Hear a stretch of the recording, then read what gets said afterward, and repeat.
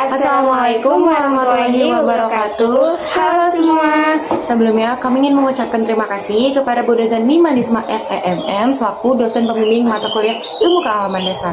Kami dari kelompok 5 ingin menjelaskan tentang alam semesta. Sebelumnya, Perkenalkan, nama aku Apsari Karisa Putri Suseno, Dekan NPM 2024 14 500 490. saya Safira Hendianti dari NPM 2024 14 500 496. Simak videonya ya. Halo semua, jadi kami dari kelompok 5 ingin menjelaskan tentang pembentukan alam semesta, tata surya, dan bumi sebagai planet.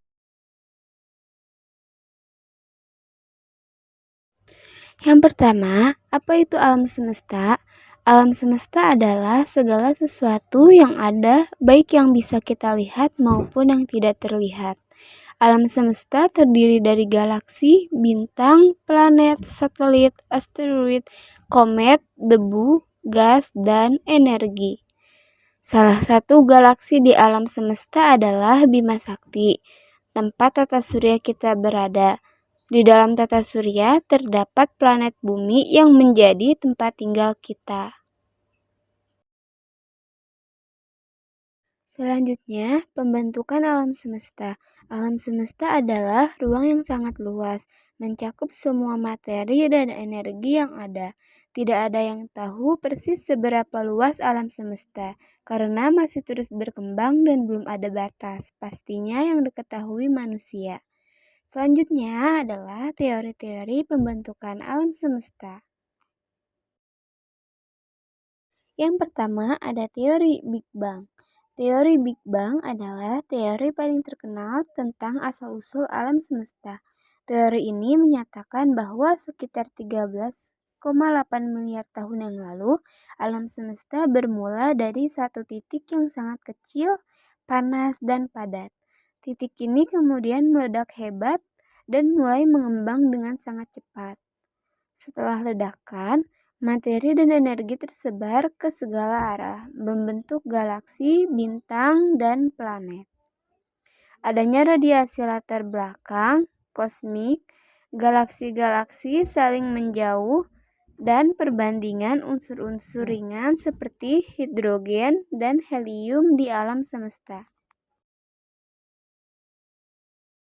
Selain teori Big Bang, ada juga teori lain pembentukan alam semesta, yaitu ada steady state dan osilasi. Teori keadaan tetap atau steady state adalah teori ini menyatakan bahwa alam semesta selalu ada dalam keadaan seperti sekarang. Tidak ada awal dan akhir.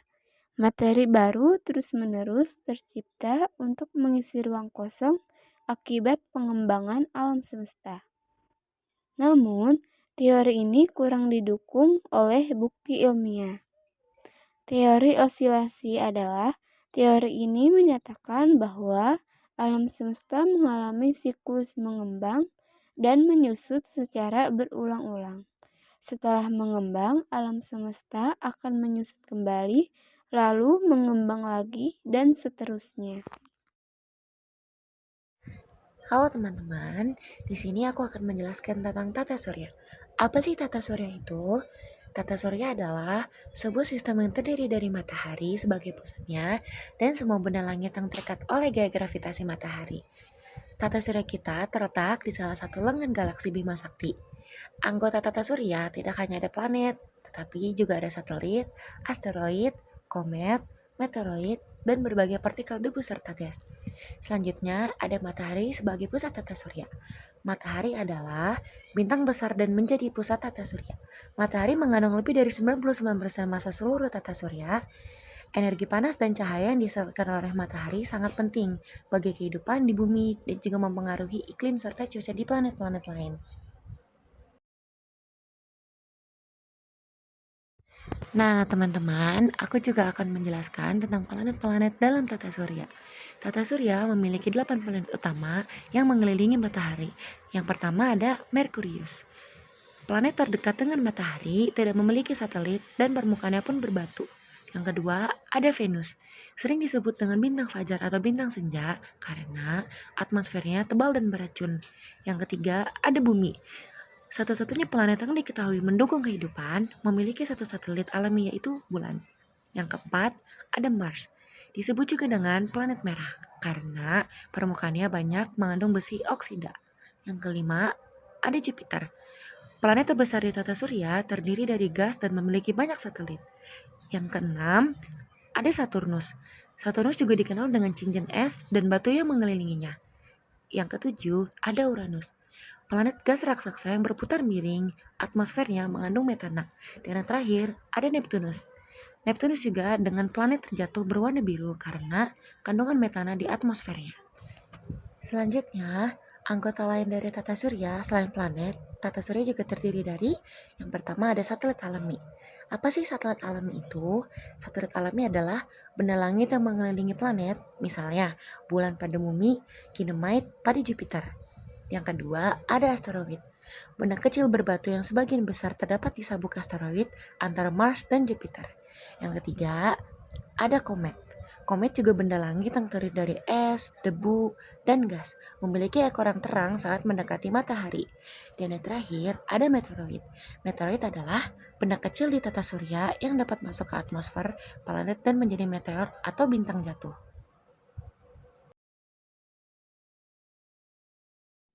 Selanjutnya, ada orbit dan gerak tata surya, yaitu setiap planet mengelilingi matahari dalam lintasan elips yang disebut orbit. Waktu yang dibutuhkan setiap planet untuk satu kali mengelilingi matahari berbeda-beda. Misalnya, bumi membutuhkan waktu sekitar 365 hari, sedangkan Jupiter sekitar 12 tahun. Selain itu, planet juga berotasi pada porosnya, menyebabkan terjadinya siang dan malam. Selanjutnya, ada proses terbentuknya tata surya, yaitu tata surya terbentuk sekitar 4,6 miliar tahun yang lalu dari awan gas dan debu raksasa yang disebut nebula. Nebula ini mengalami pemampatan karena gravitasi, membentuk cakram berputar, bagian tengahnya menjadi matahari, sementara sisa matahari membentuk planet, satelit, dan benda langit lainnya. Dan yang terakhir, ada peran tata surya bagi bumi, yaitu tata surya sangat penting bagi kehidupan di bumi. Matahari sebagai pusat tata surya menjadi sumber energi utama, sedangkan posisi bumi di zona layak huni memungkinkan adanya air dalam bentuk cair dan mendukung kehidupan. Interaksi antara bumi dan benda langit lain juga mempengaruhi fenomena alam seperti pasang surut, gerhana, dan musim. Planet-planet ini juga dibagi menjadi dua kelompok. Yang pertama ada planet dalam atau terestrial yang terdiri dari Merkurius, Venus, Bumi, Mars. Ciri-cirinya berbatu dan berukuran lebih kecil. Yang kedua ada planet luar atau raksasa gas yang terdiri dari Jupiter, Saturnus, Uranus, dan Neptunus. Ciri-cirinya berukuran besar dan tersusun dari gas. Selanjutnya ada Bumi sebagai planet. Bumi adalah planet ketiga dari matahari. Jarak rata-rata Bumi ke matahari sekitar 150 juta kilometer. Bumi membutuhkan waktu kurang lebih 1 tahun untuk satu kali revolusi mengelilingi matahari. Selain itu, Bumi juga memiliki ciri-ciri. Yang pertama yaitu berbentuk bulat tepat di kutub. Yang kedua, memiliki satu satelit alami yaitu bulan. Yang ketiga, terdiri dari kerak, mantel, dan inti. Yang keempat, memiliki atmosfer yang terdiri dari nitrogen, oksigen, dan gas lain. Dan yang terakhir, ada permukaan terdiri dari daratan dan lautan. Sekitar 71% permukaan bumi adalah air. Selanjutnya ada gerak bumi juga. Gerak bumi yang pertama ini ada dua. Yang pertama rotasi. Bumi berputar pada porosnya selama 24 jam, menyebabkan siang dan malam. Yang kedua ada revolusi. Revolusi bumi mengelilingi matahari selama 1 tahun, menyebabkan pergantian musim. Selanjutnya ada keunikan bumi. Keunikan bumi ini dibagi menjadi dua. Yang pertama ada faktor pendukung kehidupan dan yang kedua ada keanekaragaman hayati. Faktor pendukung kehidupan itu ada 4. Yang pertama atmosfer melindungi dari radiasi berbahaya, dan menjaga suhu tetap stabil. Yang kedua ada air, yaitu sumber kehidupan ada dalam bentuk cair, padat, dan gas. Yang ketiga, suhu yang sesuai, tidak terlalu panas atau dingin, mendukung kehidupan. Dan yang keempat ada medan magnet, melindungi dari partikel berbahaya dari matahari. Selanjutnya ada keanekaragaman hayati. Bumi memiliki ribuan spesies makhluk hidup, baik tumbuhan, hewan, maupun mikroorganisme. Keanekaragaman ini hanya ditemukan di bumi, belum ditemukan di planet lain. Nah, kenapa sih kita harus memahami pentingnya alam semesta dan bumi? Dengan memahami asal-usul alam semesta, tata surya, dan keunikan bumi, kita bisa lebih menghargai dan menjaga lingkungan. Pengetahuan ini juga mendorong manusia untuk terus belajar dan meneliti agar bisa menjaga kelestarian bumi serta mempersiapkan masa depan yang lebih baik. Yang terakhir, ada kesimpulan. Kesimpulan yang dapat kami ambil dari materi yang sudah kami jelaskan yaitu alam semesta sangat luas dan penuh misteri. Tata surya adalah bagian kecil dari alam semesta, dengan bumi sebagai satu-satunya planet yang diketahui memiliki kehidupan. Memahami proses terbentuknya alam semesta, tata surya, dan bumi sangat penting agar kita bisa menjaga dan memanfaatkan sumber daya alam dengan bijak.